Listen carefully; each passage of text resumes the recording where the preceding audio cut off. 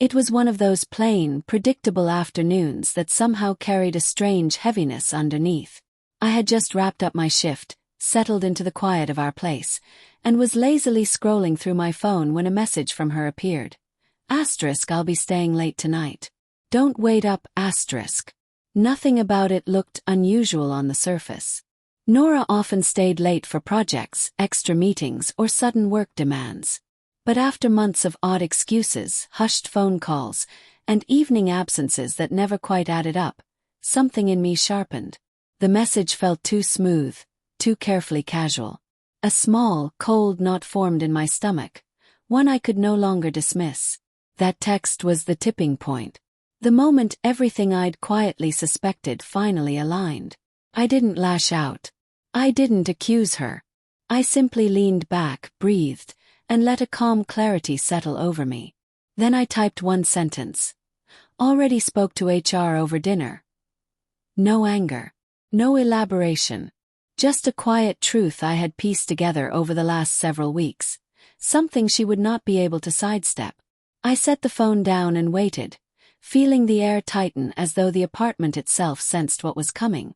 Hours passed slowly, every faint sound from outside echoing like a warning.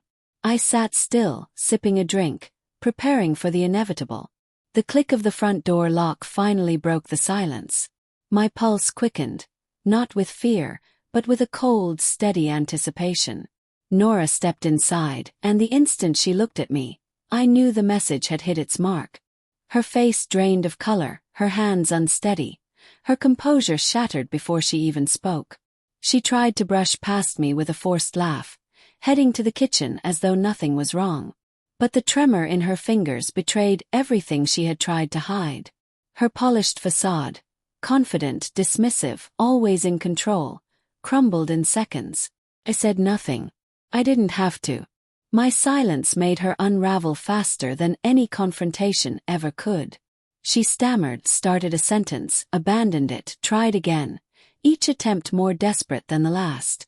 The excuses she whispered were thin, brittle, collapsing under their own weight. The fear in her eyes wasn't just fear of being caught. It was recognition. The realization that the narrative she had been constructing for weeks was no longer hers to control. The apartment grew oppressively quiet as she paced, fidgeted with her phone and muttered, "Evan, I can explain." But every explanation fell flat before it even began. My calm presence stripped her of every defense she tried to raise. She knew, without me speaking a single accusation, that everything she'd been hiding had finally surfaced.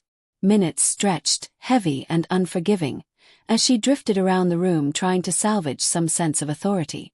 But it was gone. All of it. Her confidence, her manipulation, her secrecy, each one dissolved under the weight of the truth she could no longer bury. By the time night settled fully around us, Nora slumped onto the couch, drained and shaken. I remained standing, collected, untouched by her spiraling attempts to regain control. She whispered apologies, excuses, half-formed explanations, but they dissolved into the tense air between us. I didn't raise my voice. I didn't argue. I didn't need to. I simply let the truth speak for itself. Finally, I turned away and walked toward the bedroom, leaving her small and trembling in the dim light of the living room. She sat frozen, unable to grasp how completely her secret had unraveled with just one calm response. The quiet strength I held that night accomplished what confrontation never could. It exposed everything she'd worked so hard to conceal. No shouting, no accusations.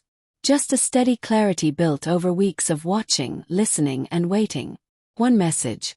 One composed reply. And the entire balance between us shifted forever. As I closed the bedroom door behind me, I felt the unmistakable certainty that honesty, quiet, firm, and unwavering, had finally cut through all of her illusions, leaving nothing left for her to hide behind.